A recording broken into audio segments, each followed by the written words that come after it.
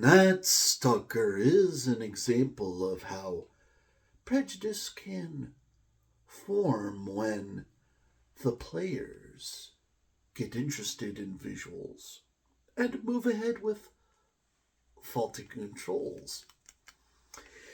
This game has been deemed a classic. However, I'm sure new classics can beat old classics all the same during the years we've experienced in vid games. Physical games like baseball and football have no plastic controller device in real life, perhaps except for the gathering of background information or something else.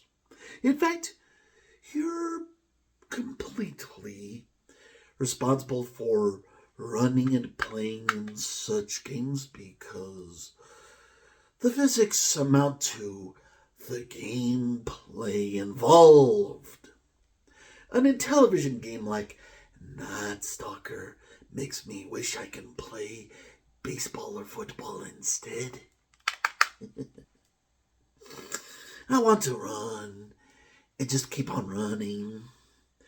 Of course, this Intellivision game will probably have you believe the Intellivision controller is broken, although I've tried Night Stalker with a brand new Intellivision 2 controller with the same gameplay results. Buggy, misshapen, and too spidery, even for the spiders in the maze. I've remarked on my weirdness before. Just playing with this seems weird, huh? Could you imagine this?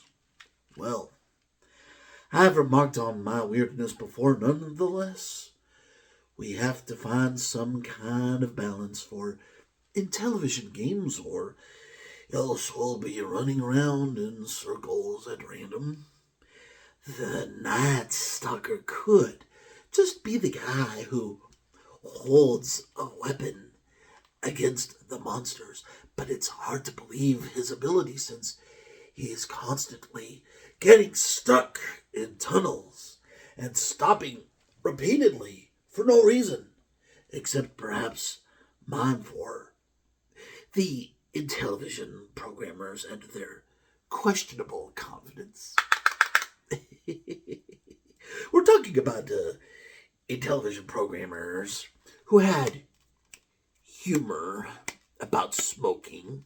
Just look at this telephone thing. Hi, am I a nerd yet? Yeah, if I add numbers to this controller, maybe I'll be more nerdy than Atari. Well, now that's not quite true. Adding more numbers does not necessarily make you more nerdy. To be more nerdy, you have to be more logical, not really more numerical. So let's drop that kind of Intellivision rumor. At times, the movements seen in an Intellivision game represent what Intellivision programmers would have thought for themselves in reckless and formal attitude. From what I've seen in a YouTube video, they would even have one of their male members dress up completely as a woman. A woman. That fact can explain the imbalanced flow of robots. Graphics only partially hold up. Mostly the Night Stalker can't seem to get his feet and limbs going persistently, and he flails around unnaturally. Maybe even super unnaturally if you think about it with sci-fi and science fiction.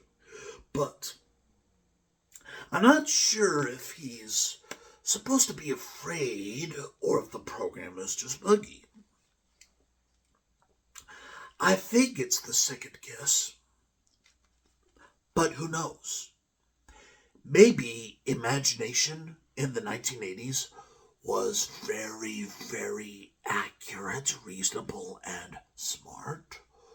Or maybe if we study history of electronics in general and even technology itself, we may even come to realize at some point that games like Night Stalker and James Bond 007 and like Frogger 2 could be those sad examples of those hopeless cases in those times of technologyless moments in human history when humans have nothing to play with and they start imagining too much and they start playing with things that are not really even things to play with. Unfortunately, that does happen in history. Robots in the maze move and attack like stupid, crazy Martians in an Earthling's imagination. The Sears console runs the game. This is a Sears Intellivision controller. The Intellivision controller is sort of like this, except it's more white, the fire buttons are plastic, and the numerical keypad is less bumpy and more digital. Or at least flat based on the immediate contact. Yes. The Intellivision 2 runs the game. The original Golden Intellivision runs the game. By playing from the system and getting similar results, I define this game as upbringing. That's a euphemism for saying broken, but in a polite way, with more metaphor and meaning to what it means to have broken pieces. Now let's think about it carefully. Let's think about it carefully with the word broken. In case you read the original review of this Night Stalker game and you disagree with it a little bit, is it always bad for a material to be broken? Well, I'll tell you the truth. No, it's not. You know why? If you think through an inventor's mind, a lot of things can be broken, but actually be better and more functioning. You could have broken candy pieces of chocolate on an ice cream sundae. You could have broken debris of rust to cover a beautiful candle holder. You can have broken pieces of shredded grain to fill your breakfast bowl in the morning. When you think about it, at times we actually do use broken things in real life when you think of with materialism and physicalism and physical and life science. Actually, it is broken things that make life better. I mean, after all, maybe you are one of those people who take those medications that say something like, break the pill in half. Well, technically, when you do that, the pill is broken, but it makes it easier to swallow the pill. So, yeah, it's not like always broken things are literally bad for electronics and TVs and computers and such. At times, something needs to be broken so that way, a piece that is too big or too momentous or too fast can be reduced to a reasonable level of quality. Because it's really about the quality, not so much the fact of whether it's like a broken piece of carrot or a whole carrot. Because it's like, well, yeah, maybe you take a carrot and you break the carrot, but it's like, well, okay, well, let me ask you this: are you a rabbit? Well, if you're a rabbit, then a broken piece of carrot might be better for you than a whole carrot. So, yeah. And definitely when I feed my dog in the morning, I often break her food into little pieces because her mouth is small and she's a wiener dog.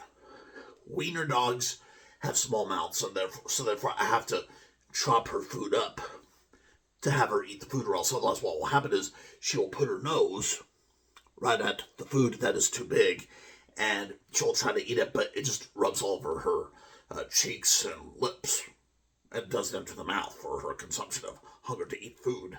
So, in that sense, when there's that, I have to cut the dog food in tinier pieces for my poor little wiener dog to eat it. That's just how it is. And you probably saw even a picture even of my wiener dog, whose name is Maggie. And I heard some people say that they really felt that my dog Maggie, to them just looks really unhealthy because of like the ugly appearance. Well, I'll tell you the truth. These are one of those dogs. In this case, Maggie, my wiener dog, who